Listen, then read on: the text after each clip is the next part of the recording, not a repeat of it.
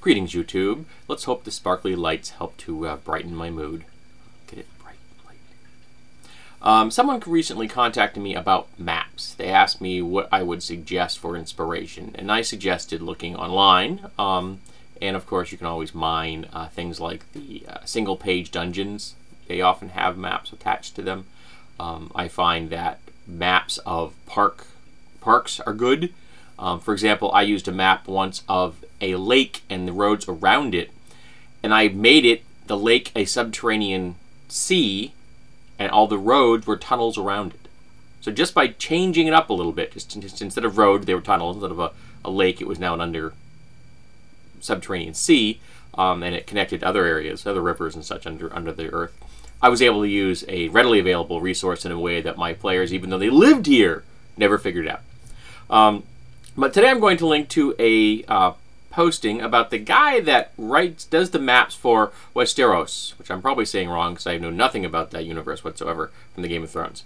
Named Jonathan Roberts, and this is actually a link to a discussion on Metafilter, the Big Blue, because it has a number of different links that go to both his work on the Game of Thrones maps and his work on his own webpage and his work on suggesting advice for people about how to make their own maps. So you've got a bunch of map links all in here, and then you can also go and read the comments about people talking about gaming and maps in general, because I always find that the Metafilter is always vastly entertaining.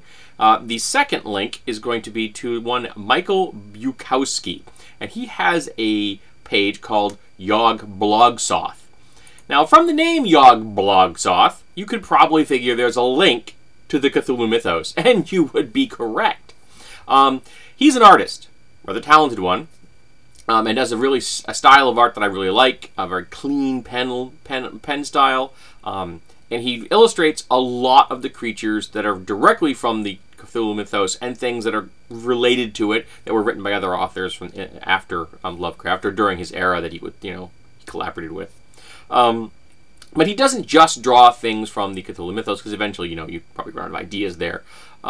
He has an entire series of things he did on some of the different ancient religions of the world. He did the Greeks and the Romans. He did some of the Indians. He did some of the Norse. One warning, that his style is very textbook-like in some ways. It's very literal, and when he draws humans, he draws them anatomically correct, and frequently they have no clothes. And he draws them not in comic book style, so they look like people, which is a really refreshing thing. People, not things with huge heads and standing like giants in the sun. And I have a problem with the way comic artists often depict humans. Like Liefeld. Oh, we're talking about Rob Liefeld. But his artwork is beautiful, and the images, just by themselves, if you've never read any of Lovecraft's work or any of the corollary Cthulhu Mythos, if you've never read a word of it, just looking at his images will help inspire you to create things. Because you'll be like, ooh, I can use that. And then you can just create whatever you want from that image. And now you have an illustration that you can say, hey, folks, this is what I'm referring to, kind of thing. Though please give credit to the artist in question. He deserves it.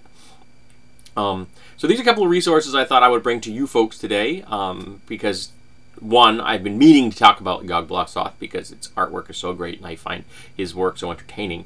And two, because someone recently discussed maps with me in a private message, and I apologize, I don't remember who it was. I get a lot of private messages and I don't always save them like I should. Sometimes I do, sometimes I don't. The ones I do, I'll mention their names. Those are the times you can tell I remember stuff.